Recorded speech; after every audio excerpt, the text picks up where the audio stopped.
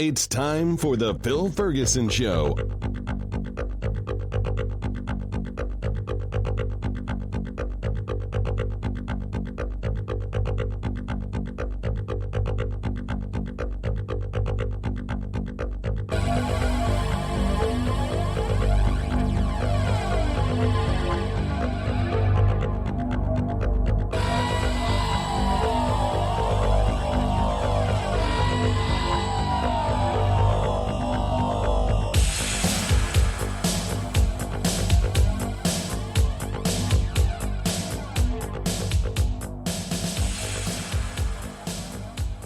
How in the hell did that happen? That's what I need to know. How did it take me more than 2 weeks to get this next episode up? My apologies for the delay. The new software I got that makes me more efficient, so far, it has not. And I knew this and I expected this, but it's taken even more time and effort to get it up and running than I expected. I feel like I'm getting close to being done with that upgrade. And we'll see. We'll see how it goes. Hopefully that makes me a little more efficient. I've been spending a lot of time, and a very special thank you to my wife, Robin Ferguson, who has been spending a couple of hours every day, also helping me input data and upload and link things. And like I said, I hopefully we're there. Maybe I can get shows out more regularly, but who knows? Because I got a lot of stuff coming up. A couple of fun things. I will be in Austin at the very end of February for a couple of days. My wife and I will see some sights, and I'll be on 2 or 3 of the podcasts there, including the granddaddy of them all, the Atheist Experience, on Sunday, the 1st of March. So if you're anywhere in or around Austin or want to go there, I would love to see a big crowd there. That's the Atheist Experience, Atheist Community of Austin in Austin, Texas. A city so nice, it doesn't even seem like it's part of Texas. And of course, I'm going the end of February and early March to get away from the cold. The cold that I have here, it's 50 plus degrees today. I just actually did my midday exercise and went out and threw disc golf discs, frisbees. They can't call them frisbees. That's a patented name. Discs, frisbee discs. I can't use frisbee. Disc golf discs for close to an hour, and I've been working on that for a good part of the last year, getting better and better. So that's my good fun exercise. Of course, later in the season, in April, I think it is April. Where's my calendar? April. Yes, the American Atheist Conference around the weekend of the 11th and 12th, which is Easter. I will be in Phoenix for the Atheist Experience, American Atheist Conference in Phoenix. So gonna have fun there. I haven't decided if I'm gonna do anything like a pre-dinner, maybe Friday dinner. I don't know. It's gonna be, again, a tight conference for me. Just a lot going on, which is good. It's good. It's good to be wanted. And probably somewhere later in April, I might go to Italy. I'll tell you more about that after I get back. So we're going to have fun with that. Anyway, we're going to go on with the show. We've got a lot of great stuff. I have an interview with Dustin Williams, who is one of the hosts of Atheist Nomads. And we're going to talk about his podcast and how, as a wannabe minister, he found his way out of religion by taking it too seriously and learning too much. So that has happened to many, many people. Matter of fact, I love to call the Bible the atheist maker. We also have a segment on church money from a Presbyterian church, and we're going to look at how much they give to charity. And I've done several of these, so I sure the fuck hope that I haven't already included this segment in a show.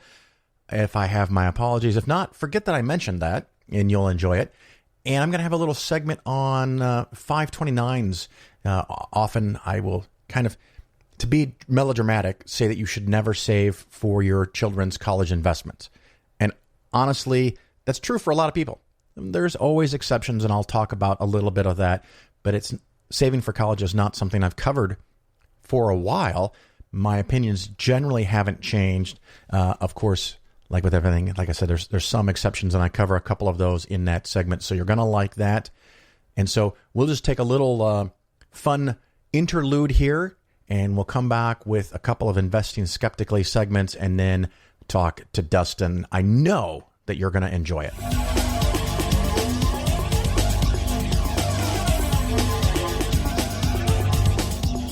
And they told me the story all about this guy named Lehi who lived in Jerusalem in 600 BC. Now, apparently, in Jerusalem in 600 BC, everyone was completely bad and evil, every single one of them, man, woman, child, infant, fetus. And God came to Lehi and said to him, "Put your family on a boat and I will lead you out of here." And God did lead them. He led them to America. I said, "America? From Jerusalem to America by boat in 600 BC? And they said, yes. Then they told me how Lehi and his descendants reproduced, and over the course of 600 years, there were two great races of them, the Nephites and the Lamanites. And the Nephites were totally, totally good, each and every one of them, and the Lamanites were totally bad and evil, every single one of them, just bad to the bone. Then, after Jesus died on the cross for our sins, on his way up to heaven, he stopped by America and visited the Nephites. And he told them that if they all remained totally, totally good, each and every one of them, they would win the war against the evil Lamanites. But apparently somebody blew it, because the Lamanites were able to kill all the Nephites. All but one guy, this guy named Mormon, who managed to survive by hiding in the woods. And he made sure this whole story was written down in reformed Egyptian hieroglyphics chiseled onto gold plates, which he then buried near Palmyra, New York.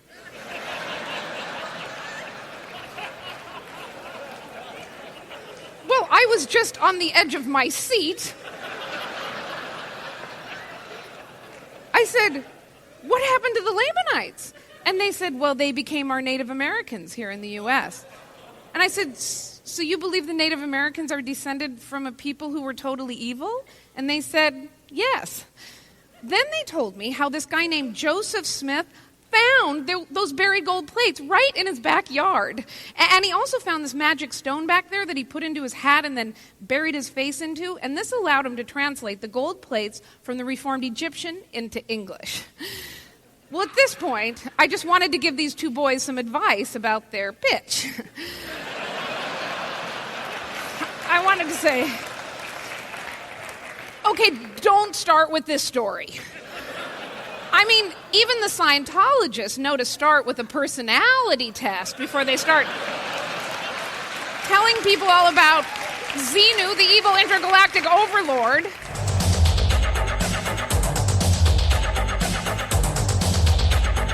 This Investing Skeptically segment is on saving for college, or why you should not save for college. Gotten a couple emails in the last few weeks that are related to this topic, so I worked up another one of my magic little spreadsheets just for laughs. And I thought, well, shit, I did all this work already to answer some emails. I might as well make a topic out of it.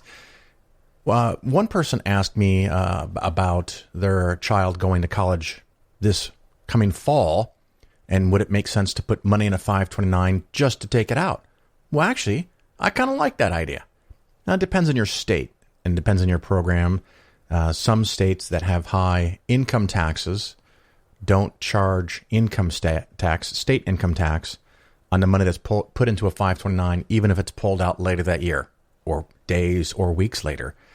So if you're in a state that has 5% or higher income tax, you could put $10,000 in there, save 5%, so that's $500, and then take it out.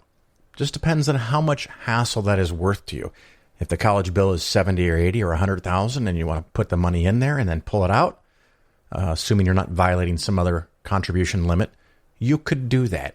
If it's only a couple of $1,000s and your state income tax is 0 or 2 or 3%, you've just got to decide, is it worth the hassle of setting up the account, figuring out how to add money, figuring out how to take money to save $100 or $200 in taxes. So you could look at that for your own individual situation. A quick recap, because I've talked about this before, and I don't want to focus on a couple of the ideas involved with this. I'm going to focus on growth of investments. But some of the problems that I have with 529 plans, often there are many fewer choices. So you're limited by what's available in the plan that you choose to use. They often have higher expense ratios. They often have higher fees. And this actually makes a lot of sense because people are often adding a regular small amount into an account that 5 or 10 or 16 years down the road, they plan on taking it all out. So the company doesn't want to lose money for a few years, providing you really low cost index funds in hopes that you'll have 50,000 or 100,000 or $1 million somewhere down the road and be a client where they can make more money off of it. You know, maybe you start as a loss leader because they get you in the door. Well, here they have to make the money because you're going to go out the door. You're going to leave. The general idea of 529 is to sock this money away and then take it out. So you have to pay attention to some of those things. If you're investing for more than a few years, are the options good? Are the expenses high? What is the ease and convenience of getting money added and getting money out?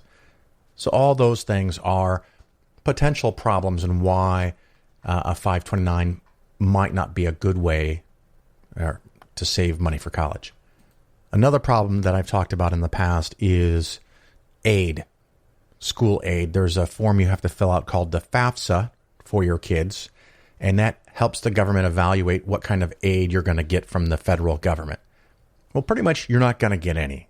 I mean, the federal government at this point has turned so far away from college aid that probably the most you're going to get is a $5,000 slightly subsidized loan, and anything beyond that you're not going to get from the federal government. You might get stuff from the state, you might get discounts from the university, you might get personal loans.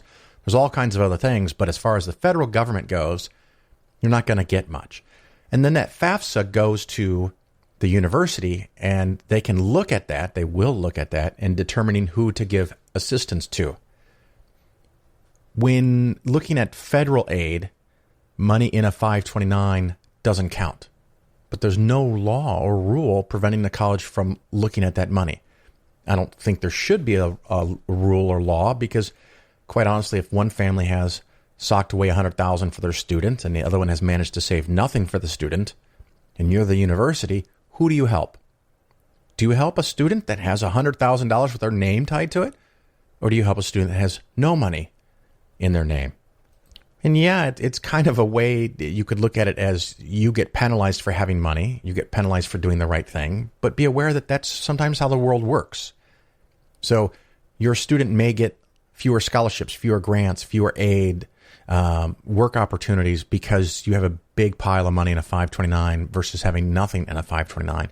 And that may defeat any and all other pros and or cons of putting money in a 529.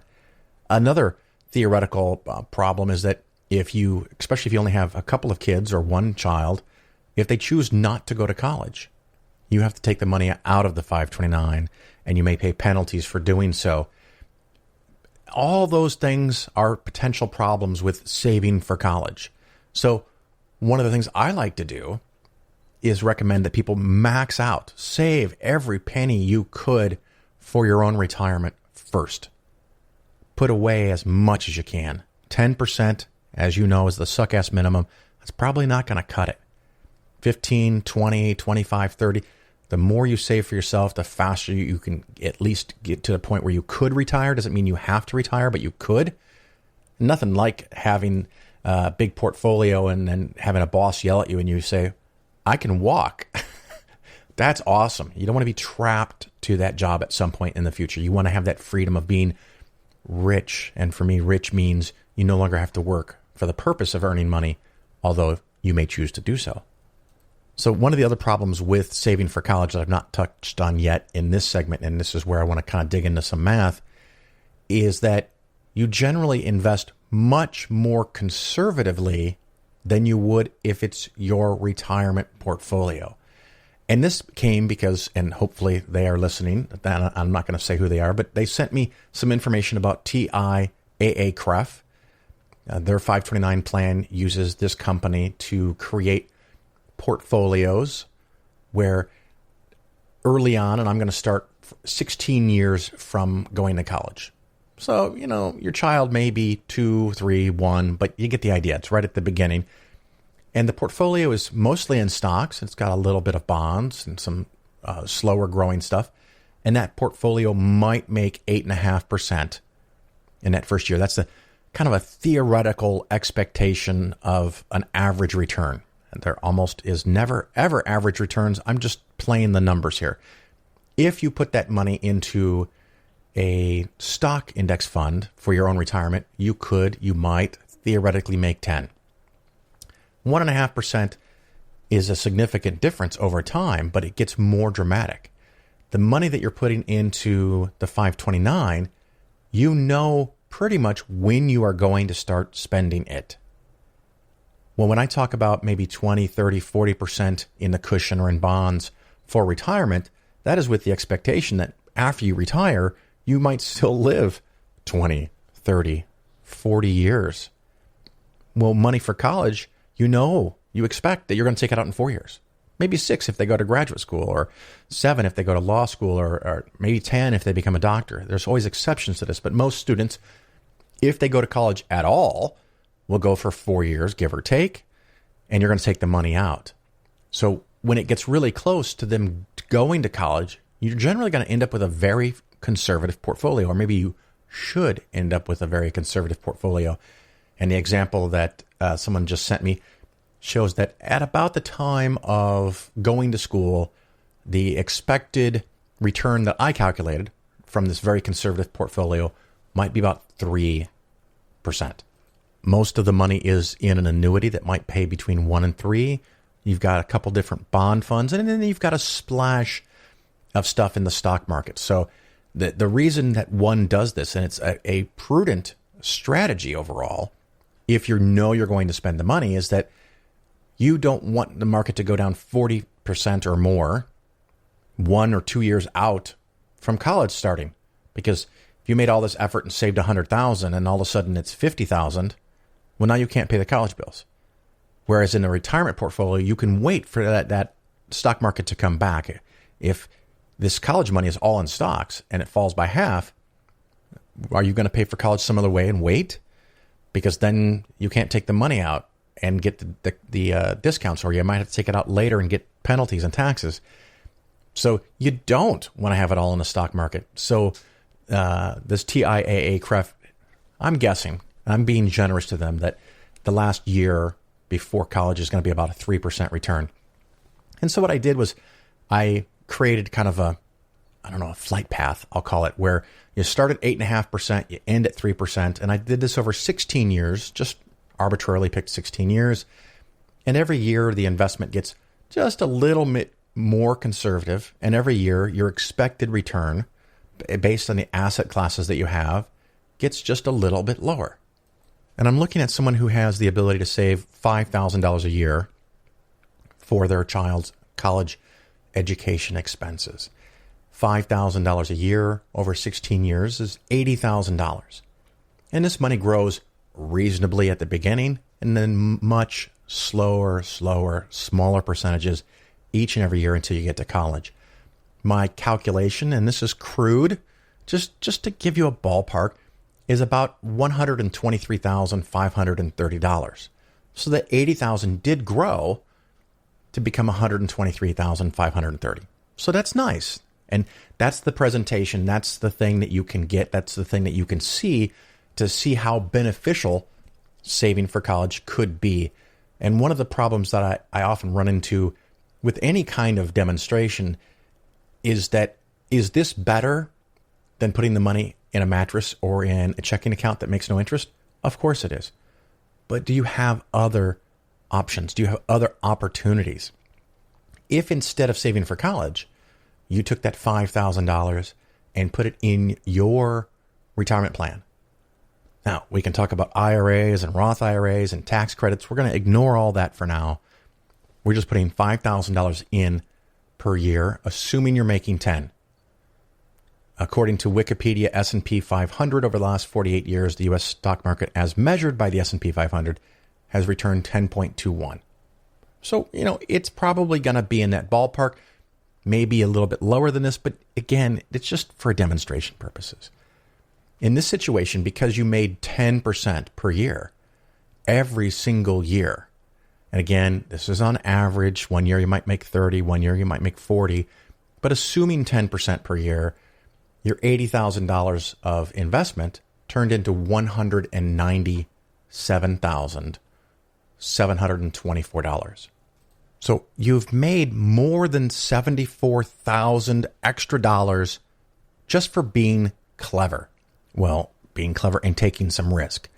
Now, the problem comes is that as your student goes to college, how do you pay those bills? Well, maybe you could take money out of here. Maybe the market just went down and you can't, so you have the same problem as before. But maybe instead of saving for retirement for a couple of years, you stop saving money for retirement and you take money out of your cash flow. And if you are convinced that there's absolutely no way you're going to be able to do that at some point 15, 16 years down the road, you probably don't have enough income or at least enough savings per year to save for retirement and college anyway. So that's the problem you have to work on.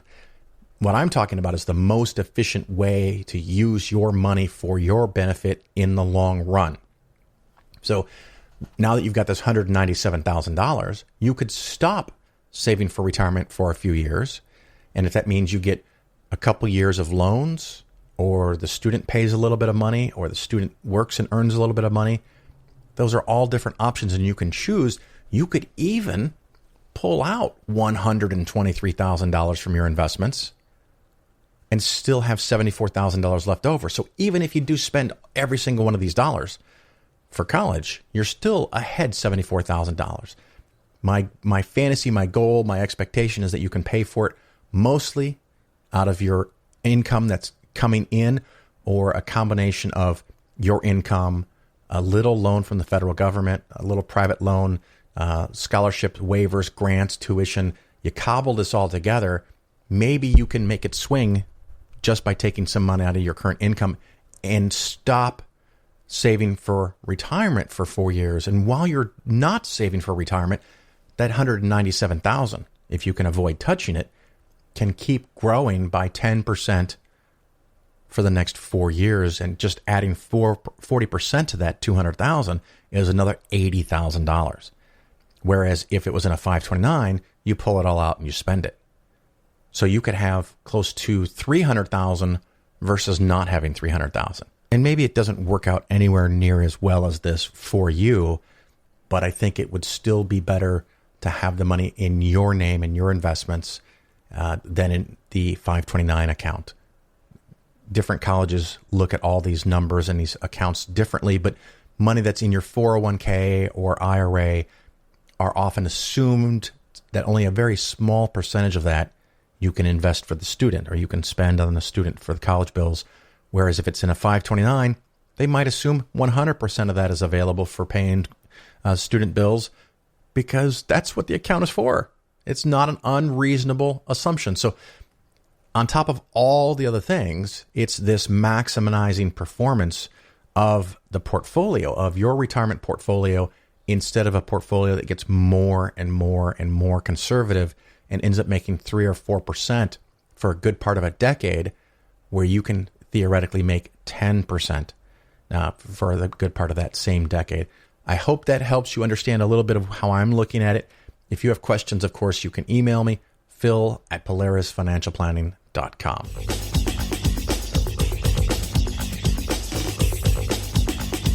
This is a segment on church money, Presbyterian style. One of my listeners was kind enough to grab a budget from the table of a church that they went and visited with their family. They are probably, clearly not a religious person, but went with their family. And it gives me a lot of information, which I have to be careful about, because they very specifically asked me not to give too much information, because their family goes there and it seems to be a nice enough place. And because it's Presbyterian, I don't doubt it. Matter of fact, I happen to know several people in Presbyterian churches, and even a few people involved in district and regional level stuff here within the state of Illinois. And they have a lot of financial trouble. Their membership is aging and leaving. They're not getting new members. It's not trendy. It's not hot. It's not chic. It's not the right kind of Christian. And it was mentioned that this church actually recently merged with another church, which is very common in a lot of churches. As they shrink, they cannot possibly succeed financially with the few people that they have. This congregation, on the day that they attended, was around 50 to 60 people. And I'm guessing that, 50 to 60 people show up on a regular, average, random day. There might be 200 or 300 members. If there's 200 or 300 members, that might be 100, give or take, families. And the total budget on this for this church here, where is that document, is about $300,000. So if there's a budget of $300,000 and 100 families, let's just say, I'm guessing these numbers, that's about $3,000 per family. So one of the things that I've seen over and over and over again, and the listener also happened to tell me that this is a relatively wealthy, affluent area, but the people in attendance did not seem pretentious. So maybe they've been appealing to people, slightly below average income. But the area that they're describing, I can't imagine that the average income is $30,000. And the reason I say that is because $3,000 would be 10% of your take-home pay of $30,000. I'm guessing, based on the description, that the average household income in this area is probably closer to 80 to 90 to 100,000 per family. And again, since we're looking at 100 families, which means the average family is giving something close to 2 to 3%, not 10%. Also something that is very common in what I see. So, a couple of myths get regularly busted by this little process. One is that most people don't give 10% to their church. Of course, that may be different in some locations, like the Mormons, where they actually apparently require you to turn in your tax records or something, but that's another topic. This church has all these different sources of income, tithings, offerings, donor gifts, and a couple other categories.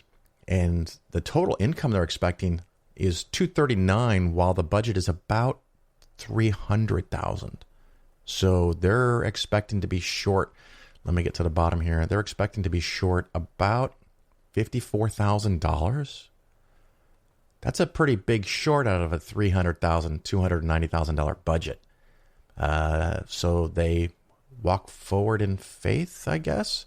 They do have enough in the bank to do that for several years, and apparently they projected they would have this problem last year and somehow came up with more money, and maybe they're just being a little conservative on their tithing guests, padding the budget. Places where the money goes, and I'm going to do some of this in summary level. Again, the document has much more detail because I don't want anyone to be able to figure out where this church is located. Let's see, we have assistant pastor payroll, about $30,000. Office payroll and taxes and fees, about $20,000.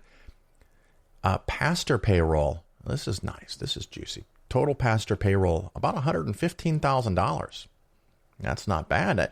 That includes expenses, minister benefits, I don't know what that is, housing, retirement fund, salary, and taxes on all those wages. So the head pastor of this church makes $115,000, and there's about 100 families.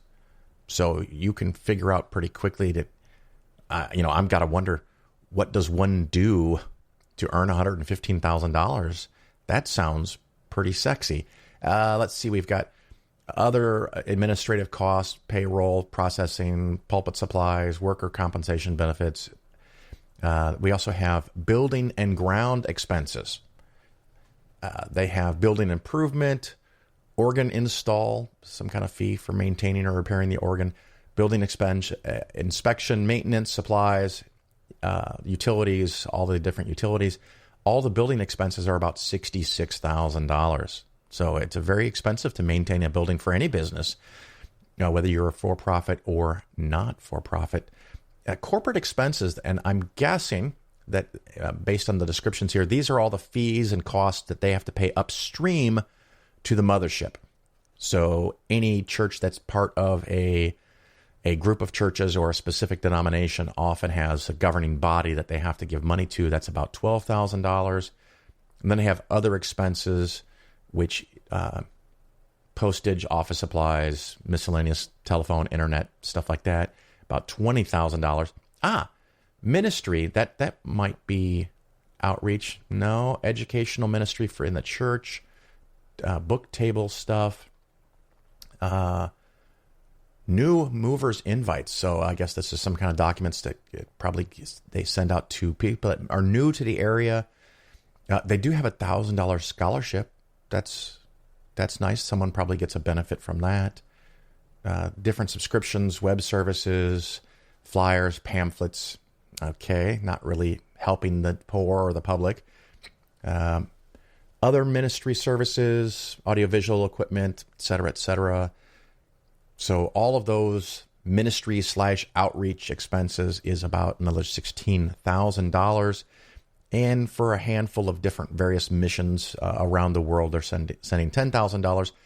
Some of that could become a benefit to somebody in the form of aid or food or housing, but it's probably just paying to build a church or buy Bibles to give to poor people that are hungry, because you can't really eat a Bible.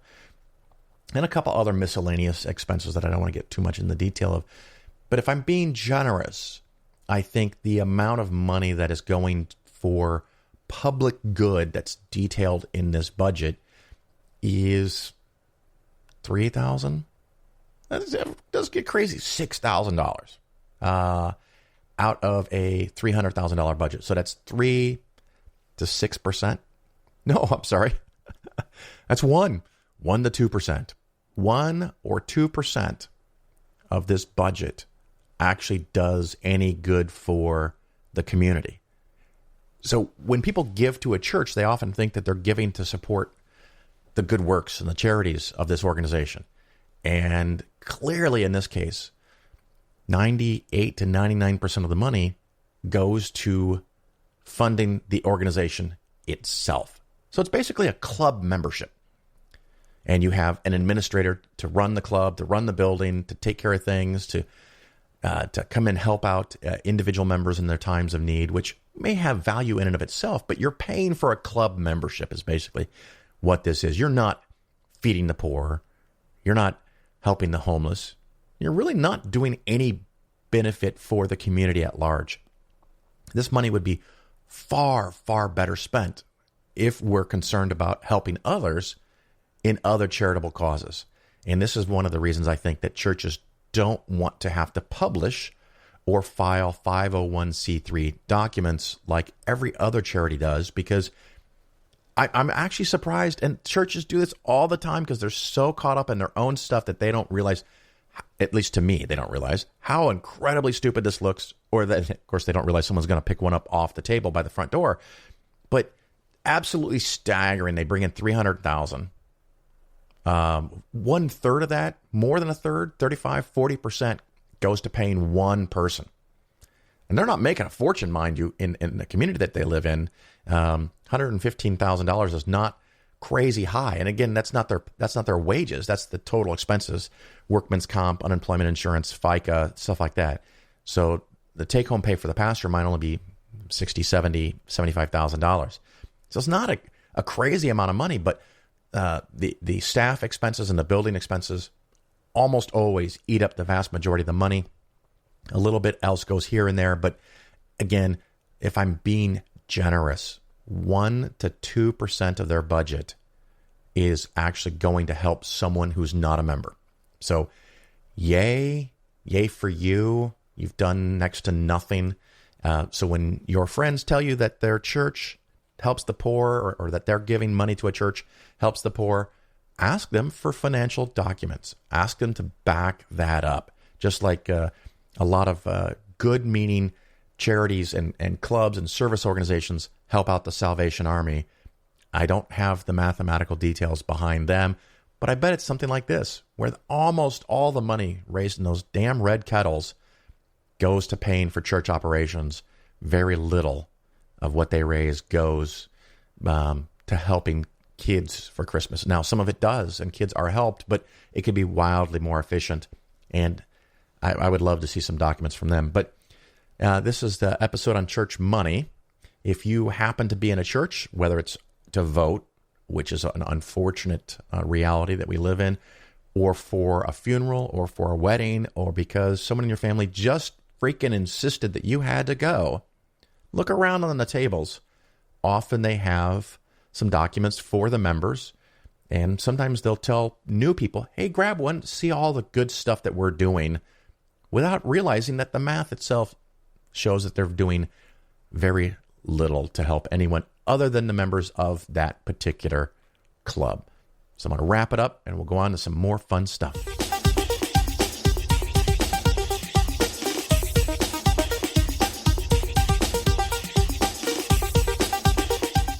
You're listening to The Phil Ferguson Show. The Phil Ferguson Show is for educational purposes only. Nothing said on the show should be interpreted as personalized investment advice. Your investments should be based on your situation, and you should consult with your financial advisor before taking any action. The show may contain ads. These ads are placed into the show by the hosting company after I finish recording and editing. I have little control over the content of the ads, and you should not assume that I support their products or claims. If you choose to support the show via the new Patreon page, that support does not create an advisor-client relationship. There are people who believe that dinosaurs and men lived together, that they roamed the earth at the same time. There are museums that children go to in which they build dioramas to show them this. And what this is, purely and simply, is a clinical psychotic reaction. They are crazy. They are stone cold fuck nuts. I can't be kind about this because these people are watching the Flintstones as if it were a documentary.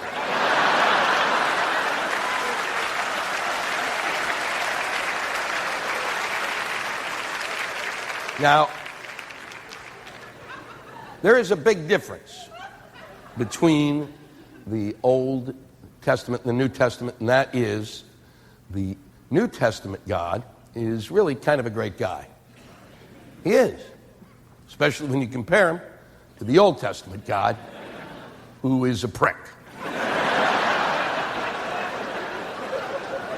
I don't know what happened to God, over time, how he matured, if he went to an anger management class.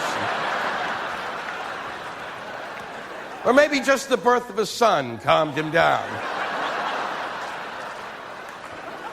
But before he had the kid, holy fuck, he was out of control.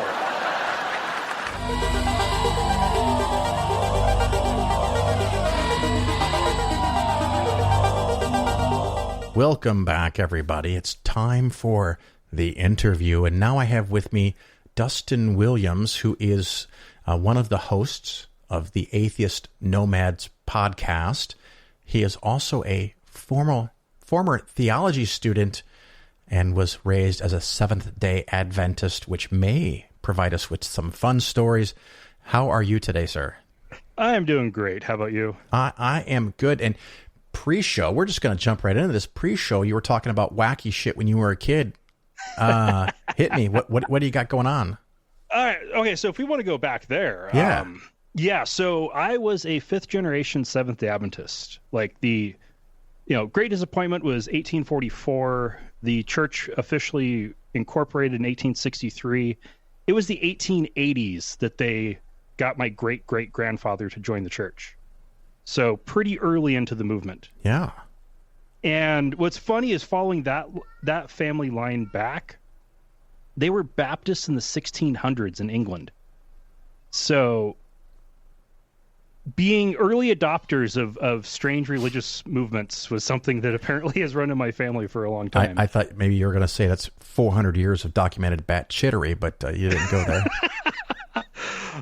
But yeah, so it was deeply ingrained in my family, like enough so that my senior year of college, I was part of my family delegation for the 100th anniversary celebration of the largest congregation in the Oregon Conference, which is actually in southwestern Washington, that had been founded by my great-great-grandparents. Nice. And so I ended up sitting next to the conference vice president during the church service. So, like, my family actually has some deep connections there. How big is the largest church in the Oregon Conference or the Idaho Conference? 1,200, 1,500 members, somewhere in that range. Okay, and that's the number on the rolls. That's not the number that show up. Number on the rolls. Attendance is usually, I'd say, 2/3 of what are on the rolls. Really? That high? Adventists have a tendency to clean up their numbers, because if your tithe numbers aren't high enough to match your reported membership, you start getting penalized on actually getting pastoral assignments. Whoa, that's a lot of deep shit there. So, first of all, you're implying at some point they know what you make. Is that what you're saying? No. Well, yeah, sort of. This part is more if from the conference's perspective. If they say, the average income for certain areas, say, $60,000 a year, and you say that you have 500 members, but you're only getting enough tithe to assume that you're getting, 100 members. I see. You're not getting enough money out of your members. You must not have good members, or your numbers are overly inflated, so you aren't going to get pastors based on the numbers you're claiming. You're going to get pastors based on something a little bit more realistic. Well, that's kind of a common, I can't believe it, I can't even get it out, common sense approach, but ironically encourages them to clean their rolls like other churches don't, because my norm for, mainline Christian organizations is that the Sunday attendance is anywhere from 20 to 40% of the number they have on the list. And some of it's because people go on vacations or they can't make it that Sunday, but a good third to a half the congregation is not really there anymore. Oh, yeah. And it's not uncommon for a congregation to have people drop off and just not do anything. And then after a while, the conference starts to push back a little bit, and then they drop half the members off the list. Huh. Now, they haven't seen any of them in 5 years. When I was in Arkansas, it's the state right below Missouri, just for your reference, I went with a bunch of friends to a Seventh-day Adventist open to the public event where they were live streaming a video. I don't think it was done live, explaining why evolution was wrong and the earth was young. Does that sound like something you guys would do? Oh, yeah. So I grew up in the Adventist church, and I went to Adventist schools starting in 3rd grade. My junior and senior year of high school were at an Adventist boarding school in southwestern Oregon. The nearest town of more than 200 people was 20 miles away. The nearest town of more than, I would say, 10,000 people was about 50 miles away. So really remote location. The only access to campus was a covered bridge. Oh. Yeah. Yeah. These are the signs of things that would scare me. I mean, again, if I was in Arkansas, that's where I would start hearing the banjos. Did they have banjos out in the woods there too, or is that just a South thing? That's more of a South thing. Although my dad had a really good friend who was a banjo player. Yeah, so that's fun. And you had mentioned something to me before we started about 9/11, and where were you when that happened? Oh, so many years ago now. I was 5 miles away from campus. Because of how remote it was, we only had to go 5 miles to get out into a wilderness area. And we went out into the wilderness for senior survival. It's not something that all Adventists do, but at least in the Northwest, Adventist boarding schools do this, where you go out to learn survival skills to prepare you to run for the hills and hide from the government when the end times come. Nice. preparedness, that's important. And while we were there, our principal was bringing a classmate that was in Texas for a wedding back up, and he pulled the pastor that was leading the morning presentation aside, and then the pastor comes back and says, "What if I told you terrorists took over a plane and flew it into the World Trade Center?" And he went through the whole thing as a hypothetical and then said it happened, and none of us believed him. Yeah. We had just been reading about how easy it's going to be to deceive people in the end days, and then he starts with a hypothetical and then says, it happened? Bullshit. We all called bullshit on it. Yeah, we know what you're doing, boss man. You're trying to trick us. Well, it's funny because if you expect to be tricked by your ministers, that should have been a sign right there, dude. Mm-hmm. And then, eventually we got a radio signal. The principal found a station he could get on his van, and we all sat around and listened to the radio, and one by one finally started to believe that, this was really happening. And we were right below the major north-south flight path on the West Coast, and the planes all stopped. Yeah. And the first time ever, there weren't planes flying overhead. There were no contrails. It was really, really surreal. Yeah, it was a very trippy day. And so not only did you learn not to trust your ministerial leader, what else did you learn from that experience? That the end was near and that I needed to help prepare the world for Jesus' second coming. I see. So is that kind of the motivation to get you to become a pastor? My feeling of a sense of calling started 2 weeks later. Wow. Absolutely. So you went to college for that, and you mentioned, at least it's on your Atheist Nomads page, Walla Walla, which it sounds so funny. I'm having a hard time even accepting that's a real place. But Washington has a lot of place names that are bastardizations of Indian names? indigenous people names. And Walla Walla I think it was the Umatilla tribe there. In their language means many waters.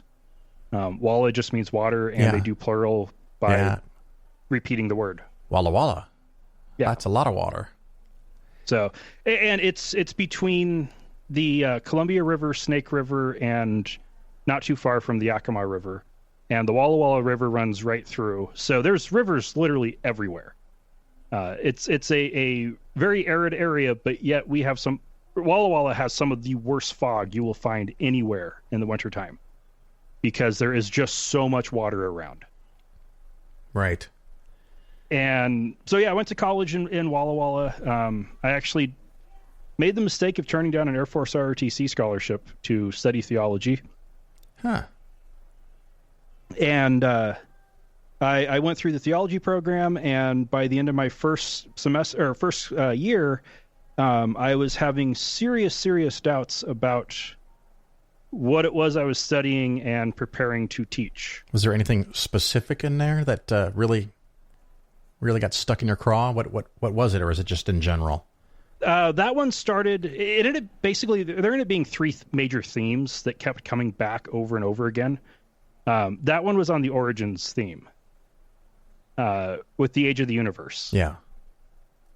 And the age of the universe being 13 point some odd billion years old, that doesn't work well with the Genesis account of creation. Now, I don't know if I recall correctly, but are they young Earth, 6 to 10,000 kind of thing?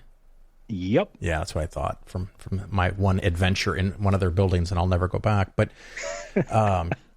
so is it 6 to 10, or do they stick to the 2004 BCE kind of thing? The most conservative Adventists are pretty stuck on 6,000. Okay. The more moderate Adventists, which normal people would call fundamentalists. Yeah. That's why I was laughing. The moderate Adventists are, okay. Yeah. They tend to go more for 6 to 10,000, and the liberal Adventists are okay with up to a few 100,000, maybe even a couple million years. Wow, you've got me clutching my pearls now. That's crazy. And then you have the people that just are stuck in the culture and don't believe any of it, but keep going. Culturally Adventist? Is that what you're implying? Yeah, there are quite a few, including some professors at the seminary. Fair enough. But the first year you didn't bail, did you? You stayed and took some more of it. I stayed through the first year. Heck, I'd gotten bit by a poisonous spider bite and got an infection while resisting God's calling to the ministry on a mission trip. I believed I'd been punished for resisting that calling. I wasn't going to abandon it easily. Wow. And so I persevered through. I found ways of rationalizing away the bullshit. I started to run into doubts around the authority of Scripture. The Bible saying that it's the Word of God is internally consistent, but not based on anything outside of itself. And trying to find secular ways of justifying the authority of Scripture is, well, impossible. And so were they teaching that they had the one and only true literal interpretation of the Bible? No. They believe that they were the... See, Adventists had this concept in the 1800s of present truth. And this is still kind of held to presently in Adventist circles, but usually not with that exact term. And that's that the Catholic Church corrupted Christianity so much that no one person could restore it to what it was supposed to be. And so it was step after step after step after step to get there. Yeah. Through many, many reformations. And the Adventist Church was just the final one that finally got it all the way right. And the people who just don't have all of the present truth, once the time of trouble starts, they will come and join. Very, very nice. That, of course, what was the circumstances of you finally leaving university, and did you lose your faith at that time as well? So I got to the seminary. So I finished up my bachelor in theology. Came really close to not going to the seminary, but I went ahead and went. And I actually stuck around for 3 semesters. I almost dropped out every one of those 3 semesters.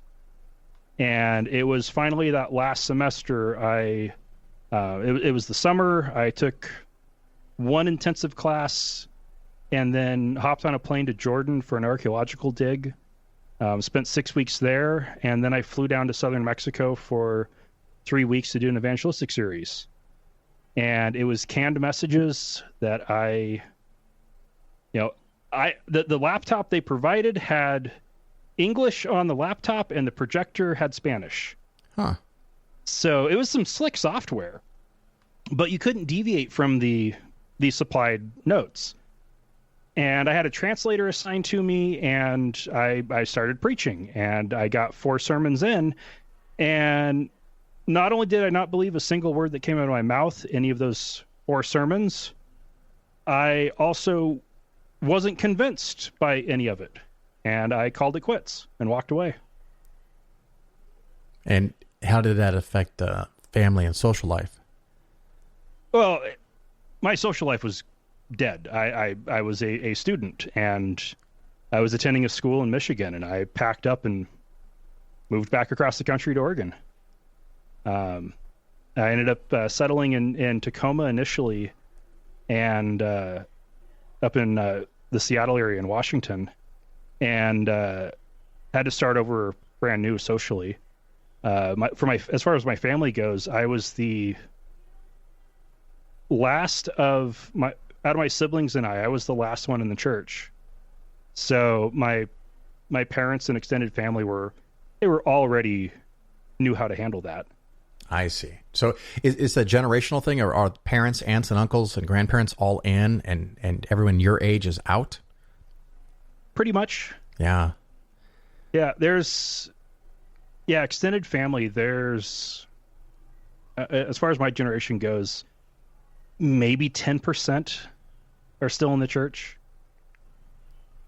if even. I just, I don't even remember which podcast I was listening to, but they had a religious expert on, and he was reading actual documents published by a religion, some religion within the United States, a Christian-based religion, where they said that 70% of students, when they graduate high school, disappear and never come back. And of course, his position was that if they're saying 70% don't come back, it's probably closer to 90. Because they're either behind or they got to sugarcoat it. But they want a number big enough to scare people. But I know my kids think all of this is silly. And when they were in high school, the percentages of students that were non-religious compared to what I thought when I was in high school are just staggering. It's wildly different. So hopefully, fingers crossed, we can survive some of the short-term bullshittery and be onto a better world, but we got to survive it first. No, I just got a letter a couple weeks ago from the organization that had sponsored that mission trip that I quit in Mexico. Oh, you know what? I was listening to your show. Yeah. It would be nice if I'd meant to do that, but yeah. 70% of young people are leaving the Adventist Church. And that's great, because that place sucks. Oh, yeah. What they're missing with it is, they're gone. It's not that they just need to try to get them back. No, they're gone. And trying to send more on mission trips, that is as likely to get them to leave faster as it is to get them to stay. Because I know, I'm a little older than you. When I went to out of high school into college, it was pretty common for everyone to leave the church for a few years. And then when you get married and in your mid-20s or late 20s or early 30s and you have kids, you go back. Mm-hmm. But I think not only is a higher percentage leaving, they're just not going back. And I think, I was talking to my kids about it, that every email they get could be a lie, and maybe a lie, or has a Trojan or a virus or a link. Everything's a lie. Everything's a bomb. Any website you go to could give you misinformation. Every politician that speaks lies to you. And you get conditioned to this. Everything is a lie. And then you go sit in a church on Sunday morning, and the guy up on the dais is saying even more bizarre shit than you've heard. And you're like, come on, dude. You're not even trying. This is crazy. And so a lot of young people are just thinking, no, man, I'm not even thinking about it. This is just straight up bullshit. And they're out. Yeah. And I think the reason why they're just now coming to this 70% number in the Adventist Church is that, I'm 30. Wait, how old am I? 35. I am right at that point when they would be expecting me to return. I have a 2-year-old. I'm 35. I'm married. I'm not going back. Yeah, you got to go there to get the morals, but you know better. And everyone in my generation is in the same boat. We aren't going back. And they're realizing that nobody's coming back, which is why the average head in Adventist Church is gray or white. Yeah, it's very common for a lot of, I don't know if Seventh-day Adventist is mainline, but a lot of your conventional, historically big religions in the United States are approaching a crisis because they're closing locations, and ones that are staying open are only staying open because people keep dying and donating money. Mm-hmm. Well, they're running out of people left to die, and fingers crossed. I mean, that's good fun to talk about, and we can do more. But I do want to know about the podcast, of course, Atheist Nomads, and you just launched a new one. What's the new one called? The new one is Schisms. That's what I thought. Religion Divided.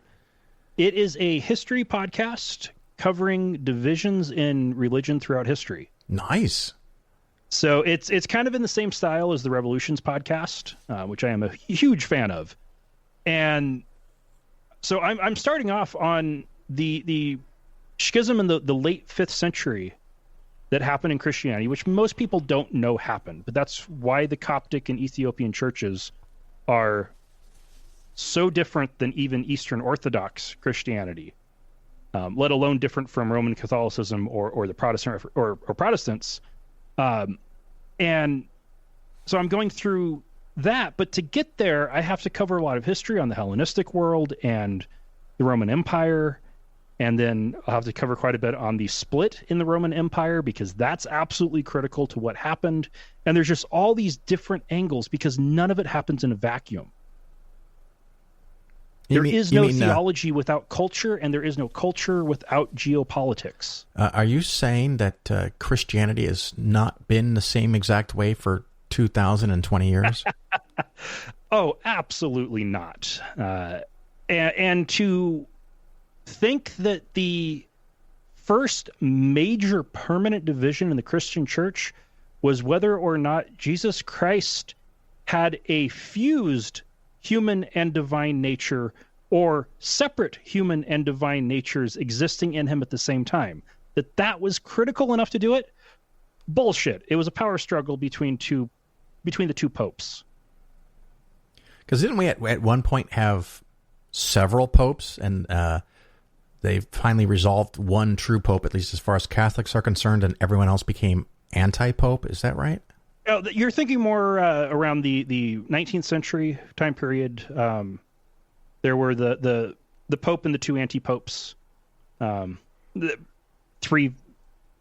Napoleon really helped create a lot of that, with deposing a pope and then appointing one, and then not liking him and deposing him and appointing another one. And then there was a rebellious group who appointed one, and then there just ended up being all these popes everywhere. And eventually one won out, and the rest were declared anti-popes. No, there were two popes. There was a pope in Alexandria and a pope in Rome. And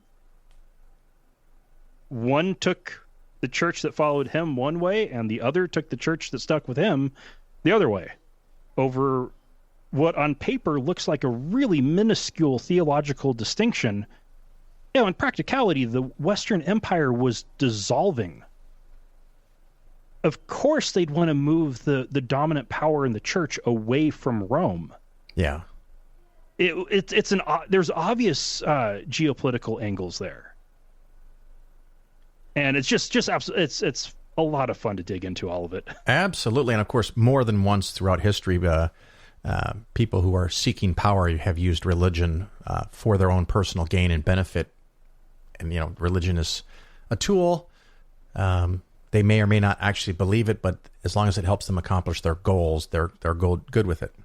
Mm-hmm. Right. Like the whole reason there's an Eastern Orthodox Church and a Oriental Orthodox Church, and not just one, because Oriental means Eastern. The reason why there isn't just one Eastern Orthodox Church is because the emperor in Constantinople decided to side with Rome and not Alexandria. How dare he?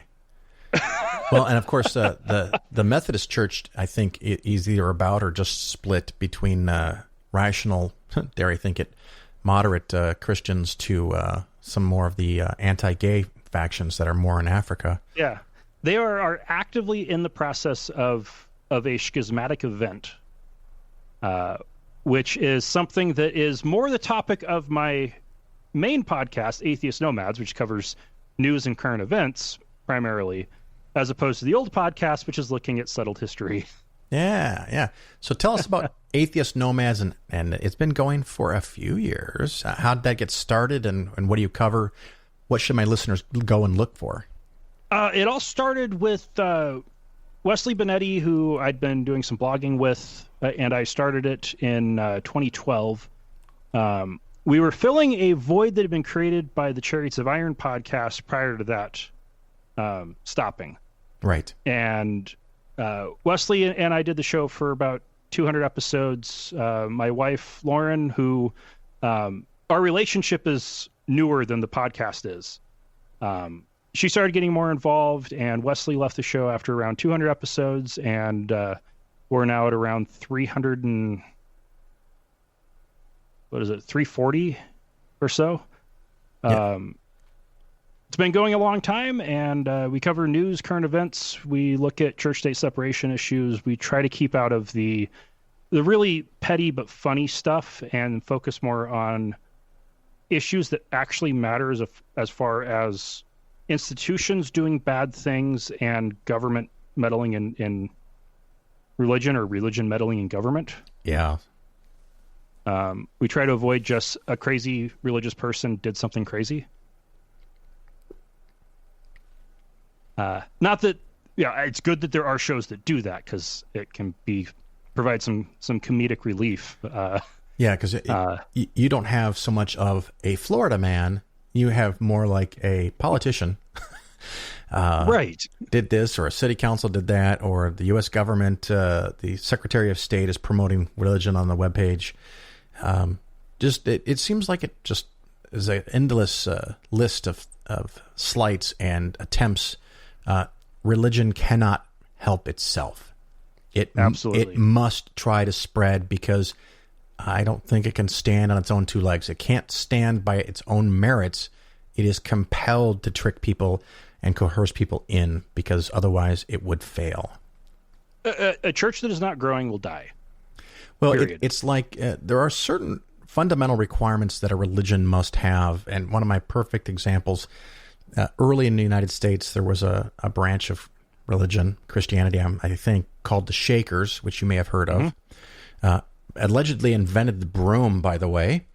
But once you joined, the men and women lived in different sides of a building, or in different buildings in a community area, and could only interact within meals. And they were very, very strict about that, and no one ever got pregnant, and no one ever had children.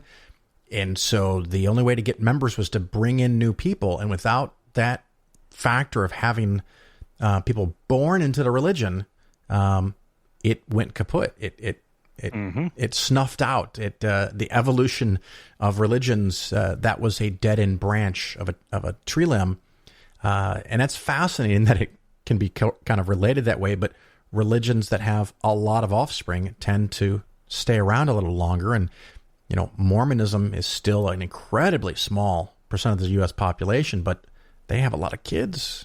Mm-hmm. And Seventh-day Adventists, do they have a lot of kids, or are they just kind of in trouble? They're just in trouble. Yeah. They Adventists run the second largest religious healthcare organization and the second largest religious educational organization. In both cases, second to the Catholics. Yeah. And with that, there's a lot of well-educated people in the Adventist Church. There's a lot of people with money in the Adventist Church, and people with education and money use contraceptives. Pure and simple. Yeah, it's funny. That's another thing. I would prefer that a hospital, it can be a charity, but it can't be tied to a religion. I don't think we should have any cases in the United States where a decision about medical care is made for any other reason than best practices and the most up-to-date scientific knowledge and understanding. And it sure as fuck shouldn't be based on religious doctrine, but here we are. Yeah. I can appreciate needing to consult with a lawyer with certain medical decisions. I cannot appreciate having to consult with a bishop. Yeah.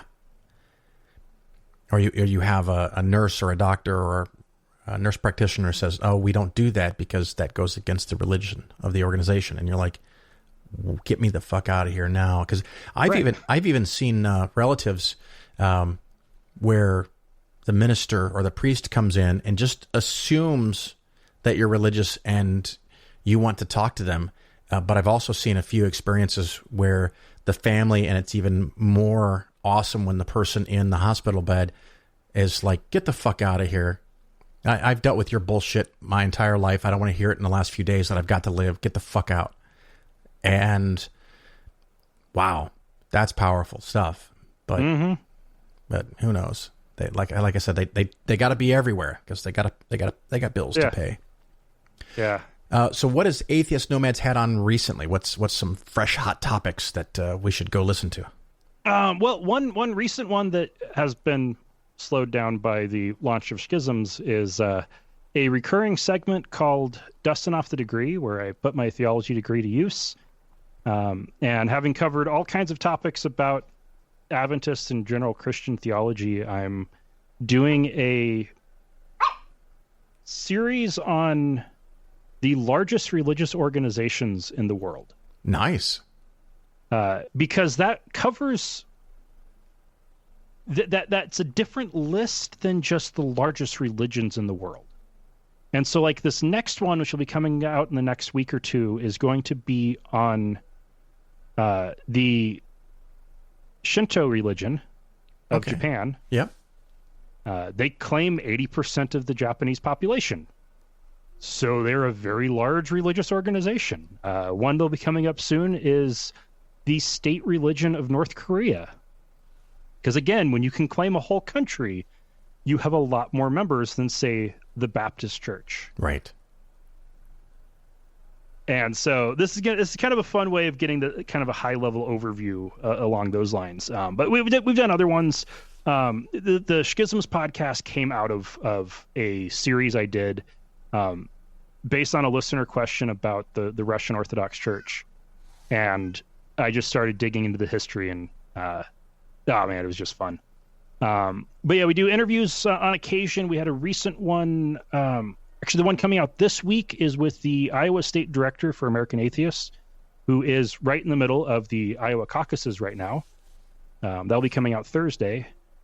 A couple of weeks ago, we had Teal on to talk about birth control and prayer and prayers in the legislative bodies of British Columbia, his work to increase access to contraceptives, as well as his work fighting international criminal fishing. Yes, I heard that. That was a very interesting stuff that he's into. Yeah, it's crazy when you start digging into the fishing industry and illegal activity in the fishing industry, and how dark it gets really fast. Well, it's funny because, anything can be twisted and perverted by drugs, weapons, money, religion. Humans aren't always the best at keeping a straight line, I guess. Yeah, and not all fishing boats are carrying fish. Some are actually carrying humans. Yeah, that's a whole other tragic thing. I said, it gets dark. Yeah. Well, what else, as we get to a point where I think I want to wrap up, what else should we know about Atheist Nomads? Where can they find it? Where can they contact you? All right. Atheist Nomads is, easiest place to find it is atheistnomads.com. Schisms is at schismpod.com. And Schisms is spelled SCHISM for the singular, with pod after that for the website, or just look for Schisms, or use Google to help you get the spelling right, because it's not the easiest word to spell. But yeah, you can find both of them basically anywhere you can find podcasts. Schisms comes out the first and third Monday of the month. Atheist Nomads is every Thursday. And if you want to find religious history or current events, I've got a show for you. Great. Well, Dustin, thank you for coming on the Phil Ferguson Show and sharing your time with us. I appreciate it very much. All right. Thank you.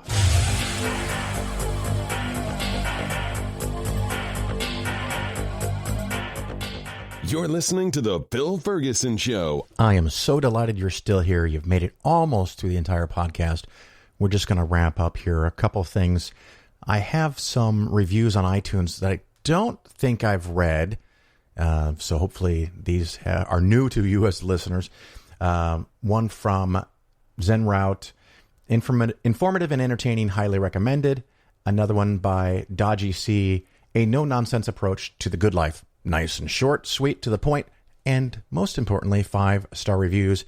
As I have talked about in the past, it really does help the show, because if someone is looking around on iTunes or some other podcast player and finds the show and sees all the 5 stars, they think it's actually a legitimate and serious show. So we want them to think that. We want them to think that it's a legitimate and serious show, so that they'll go listen. And then they can find out about all the profanity and the lighthearted and fun nature while they learn about investing. And maybe, just maybe, a few people learn how to evaluate their belief systems and leave religion. And it's one of the things I was just telling a friend the other day, that, in my opinion, Trump is a symptom of our inability to think properly and to be able to sift through the bullshit that is being presented to us on a regular basis. And we need to get back to attacking the root of that problem. While it's important to attack Trump and get him out of office, we have to make sure it doesn't happen again. So we've got to get to the root of the problem. And religion is not the cause, but it's a big player. It teaches people to accept information that's been presented to them without questioning, because that's how religions succeed. Anyway, enough of that. Like I said in the beginning, got some important fun things that we're going to do coming up. American Atheist Conference around Easter. And of course, the Atheist Experience on March 1st. So I do hope I see you out there. And if you do see me somewhere, please feel free to say hello. Until then, ciao.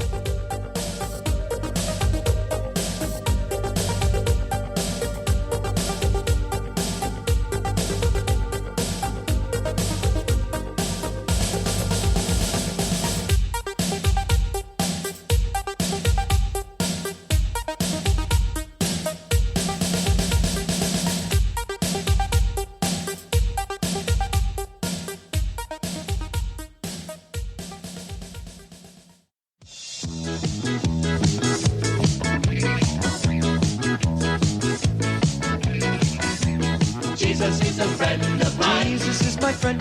Jesus is a friend of mine. I have a friend in Jesus. Jesus is a friend of mine. Jesus is my friend. Jesus is a friend of mine. He taught me how to live my life as it should be. He taught me how to turn my cheek when people laugh at me. I've had friends before, and I can tell you that he's one who will never leave you flat. Jesus is a friend of mine. Jesus is my friend. Jesus is a friend of mine. I have a friend in Jesus. Jesus is a friend of mine. Jesus is my friend. Jesus is a friend of mine. He taught me how to pray and how to save my soul. He taught me how to praise my God and still play rock and roll. The music may sound different, but the message is the same. It's just an instrument to praise his name. Jesus is a friend of mine. Jesus is my friend. Jesus is a friend of mine. I have a friend in Jesus. Jesus is a friend of mine. Jesus is a friend of mine. Jesus is a friend of mine.